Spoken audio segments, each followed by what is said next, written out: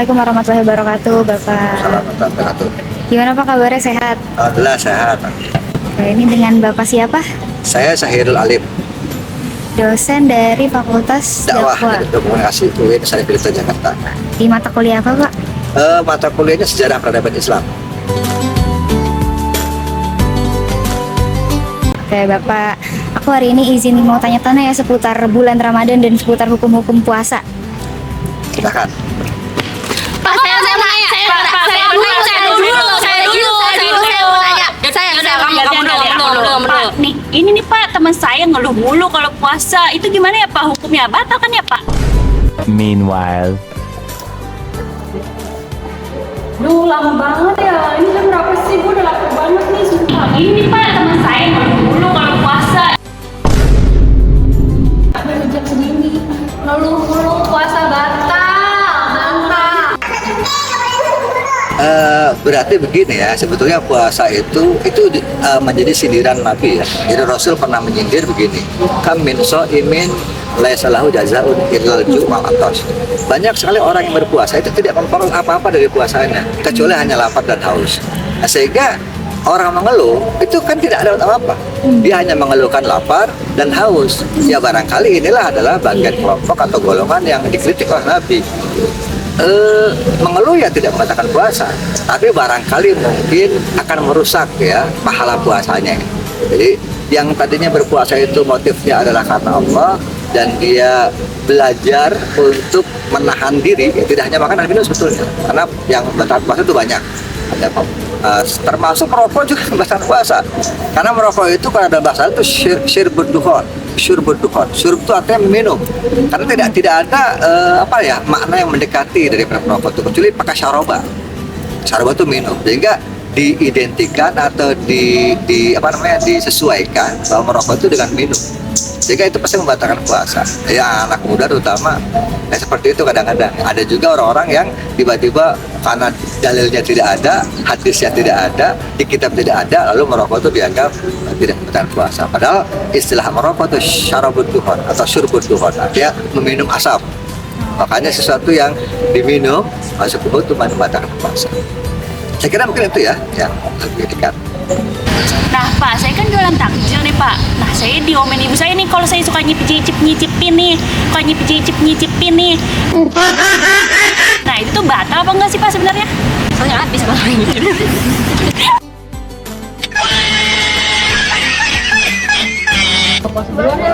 Ada tempat coffee shop baru.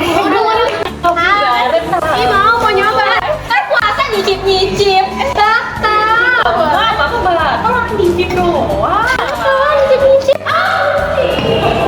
Saya kira begini ya, kita berangkat dari awal puasa dulu ya. Puasa itu intinya kan al-imsak ya, menahan diri dari segala yang membatalkan. Sehingga kalau mencicipi makanan itu dalam rangka dia memang pengen tahu rasanya, ya jelas batal ya kan. Lebih baik kita meminta tolong kepada yang tidak berpuasa pada waktu itu, silakan cicipi makanan sehingga dia bisa merasakan manis, asin. Karena apapun yang masuk ke mulut kita itu yang dari luar asalnya kalau kita puasa itu punya potensi membatalkan puasa. Tapi nih ya Pak, ada teman saya demen banget tidur nih kayak gini nih. Itu gimana Pak hukumnya? Boleh ya Pak? Boleh. Emang boleh? Puasa tidur nggak boleh, batal. Kenapa sih mending tidur daripada gibah? Sebetulnya gini ya, tidur itu kan dalam berbagai kaidah itu sebetulnya dalam konteks puasa terutama ya, itu ibadah sebetulnya. Jadi naumus shaim ibadatun. Tapi tujuannya begini, kalau orang tidur itu kemudian dia niat dan motivasinya itu untuk meninggalkan maksiat, saya kira itu baik Pak.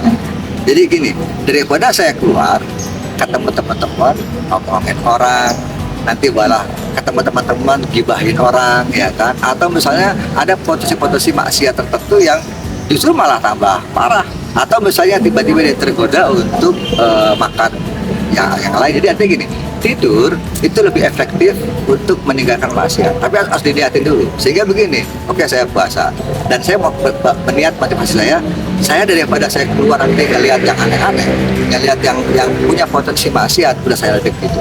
Artinya ya saya kira tidur seharian juga ya tidak apa-apa. Nah, selama tujuannya itu. Tetapi ya itu namanya kebangetan ya. Kalau orang soalnya karena memang dia merasa saya bangun kalau bisa sebelum maghrib, 2 menit lagi sebelum maghrib, biar nanti saya makannya tinggal makan aja, kan itu kan kebangetan. Ada aktivitas yang saya kira baik di bulan Ramadan, seperti misalnya tidur boleh, tapi membaca Quran lebih baik. Atau misalnya dia bisa membersihkan rumah lebih baik. Ada beberapa kegiatan yang saya kira tidak membuat orang capek. Atau kalau dia sekolah ya sekolah lah. Kalau saya peserta kilat ya peserta kilat lah. Jadi ada hal-hal yang saya kira lebih positif dibanding tidur, walaupun tidur itu tidak disalahkan. Nah sama nih Pak kayak teman saya. Tiap hari kalau lagi puasa nontonnya mukbang mulu sampai. Itu boleh nggak sih Pak? Kan batal ya Pak? Ada potensi membatalkan ya, walaupun ya kayak gitu saya kira enggak. Tapi paling tidak begini, saya bukan khawatir ya. Mungkin ada orang-orang tertentu yang memang dia merasa nggak kuat puasanya, saking dia pengennya gitu ngelihat mukbang gitu kan, akhirnya dibuka. Gitu. Tapi kan saya kira secara hukum enggak lah. Ya sudah hati-hati, jangan sampai ketika mukbang terus memang makanannya ada di sebelah kita, itu kan bahaya gitu kan. Yang ada nanti lupa sama mukbangnya, mana minumnya yang kita minum gitu. Kira-kira. Pak saya mau tanya lagi. Kalau misalnya nih sikat gigi lagi siang-siang puasa gitu, boleh kan ya Pak? Boleh? Iya, kalau di di beberapa kriteria fikih ya itu menjadi ikhtilaf sebetulnya. Tetapi yang pasti begini, kalaupun yang baik adalah memang sebelum subuh itu sudah siap semua, kita sudah gosok gigi, kita sudah wudhu dan segala macam. Tapi kalau memang kita misalnya dalam keadaan ngantuk, misalnya bisa aja kan subuhnya kita ketiduran, terus kita bangun jam 6. Ya gosok gigi nggak apa-apa, bahkan siang pun nggak apa-apa, tapi itu dihukum makruh saja. Makruh itu saya tidak memakai lagi makruh dalam pengertian di luar fikih ya, karena fikih itu makruh itu sesuatu yang kira-kira tidak disukai lah. Dilakukan itu tidak apa-apa, ditinggalkan dapat pahala, tidak apa-apa. Jadi itu persoalannya. Tapi kalau makruh di bidang lain, makruh itu sesuatu yang dibenci. Jadi bahkan kalau di terminologi lain, misalnya makruh karena dia dibenci, maka levelnya di atas haram.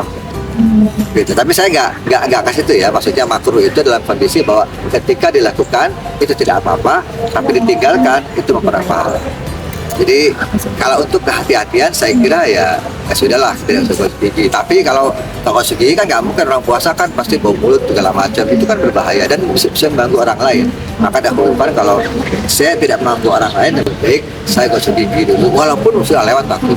Biasa jangan diminum. Nggak mungkin kalau minum kan. Jangan diminum, jangan ditelan aja ini rusaknya.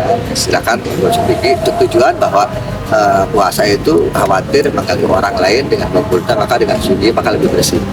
Ya udah Pak, jadi gini, kalau misalkan di bulan puasa itu kalau kita nggak tidur terus, kita harus apa Pak? Apakah harus beribadah selama 12 jam itu atau gimana Pak? Saya kira yang efektif memang baca Quran ya, tapi kan baca Quran pasti ngantuk kan, sehingga kita bisa, saya kira anak juga seberapa kuat sih baca Quran, paling cuma 1-2 lembar gitu. Tapi artinya gini, di sela-sela itu kita masih bisa baca buku yang lain. Bacalah buku-buku yang ringan saya kira ya, yang sifatnya itu cerita-cerita fiktif tapi yang inspiratif, itu lebih enak saya kira. Artinya puasa jangan dijadikan sebagai ajang kita karena tidak makan, tidak minum dan kita lemes, itu menjadi alasan kita gitu untuk tidak beraktivitas apapun. Ya walaupun tidak disalahkan juga dan tidak dosa gitu. Tapi yang penting yang baik adalah cari kira-kira kegiatan yang tidak berat. Itu aja sebetulnya. Jadi kalau yang berat saya kira ya memang orang berpuasa juga pasti akan susah. Yang seperti baca Quran, kemudian kita baca buku-buku yang ya lebih ringan lah, atau kita diskusi seperti ini kan lebih banyak. Misalnya teman-teman punya banyak waktu di bulan puasa ini, panjang waktunya untuk cari produksi seperti ini kan, podcast atau misalnya apa, itu kan lebih bermanfaat. Artinya di samping kalian juga bisa menambah informasi dan bisa belajar belajar caranya ternyata begini. Saya tahu ilmu lain dari berbagai narasumber. Saya kira itu.